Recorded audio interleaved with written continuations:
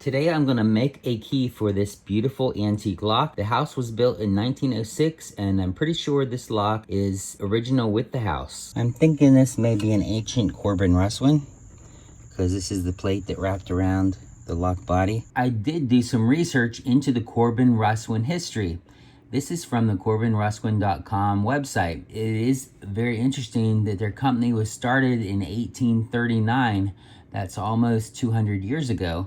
But there's been a lot of mergers and acquisitions and everything, so now that's how it became the Corbin Russwin brand. And here is a modern look at a lock that is similar to the one that I'm showing you today. It's called a unit lock, and you can see how similar it is to the one that's built 100 years ago. If you want some more history, go to corbinrusswin.com. And the last patent says 1900. The first one was 1899. Handles actually pull back the latch. The knobs pull back the latch, unless this little ring is twisted here. And then, did you see that moved that little piece right there? So that the inside is still moving, but the outside is rigid. You can also lock the deadbolt with the thumb piece here.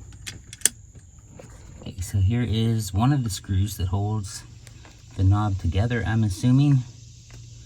And it goes, I was amazed that I got this out without stripping it and breaking it. Wow, cross my fingers for the other one.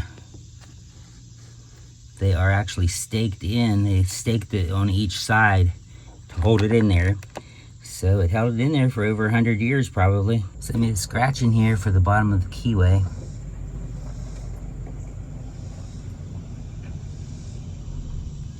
A little groove in there for the cylinder. And there's the lock cylinder. So let's make a key for it. It looks like the cylinder comes apart, or the cylinder is held in with a set screw that goes the whole way through the back of the cylinder. And I did put a scratch on for the bottom of the cylinder, so I get it back together right and easily. So I'm going to attempt to get that roll pin out now. The other option would be to take the springs cap off. That's not generally very fun either. So either of these is not very fun, but let's see what happens. The roll pin did come out.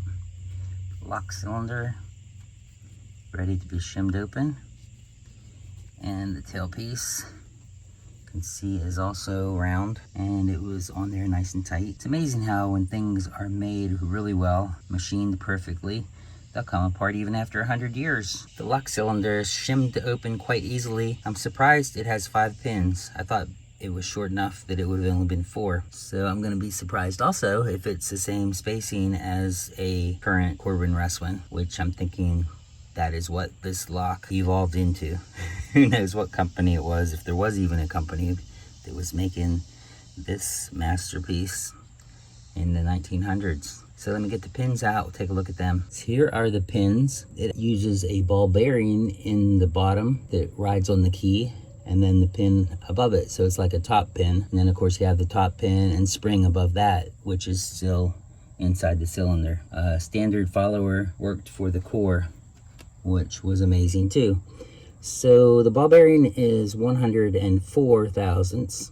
So the pin above it would be added to that to get the depth of the cut. Should be probably a lot of trial and error on this one until I get the first one done. So here the key is fitted. You can see the pins are level across the top, but I am gonna have to shave the bottom of the key off. Probably 5 or 10 thousandths because it's sticking out the bottom of the cylinder. So that's a small price to pay for having a key that slides in. So here is how the lock works. The outside handle is open now. You can lock it by twisting this little collar. So that outside handle is locked. Still works from the inside. The deadbolt can be locked by turning this little thumb piece over here. Still works from the inside, and of course it's rigid from the outside still. So the key goes in here and turns counterclockwise to pull the bolt back, and then turn it, continue turning, and it will pull the latch back to let you in, but it does not unlock the knob until you turn this again. So that's how this lock functions. And you can lock it as well with the key. Lock the deadbolt from the outside. So here is the lock back on the door. And the interesting thing about this too is that the hardware in the rest of the house matches that too. Let's see, here's a doorbell. Interesting. And then even the pocket doors have hardware like this. It has an old skeleton key and a little button here to pop out the door handle. So it's pretty cool.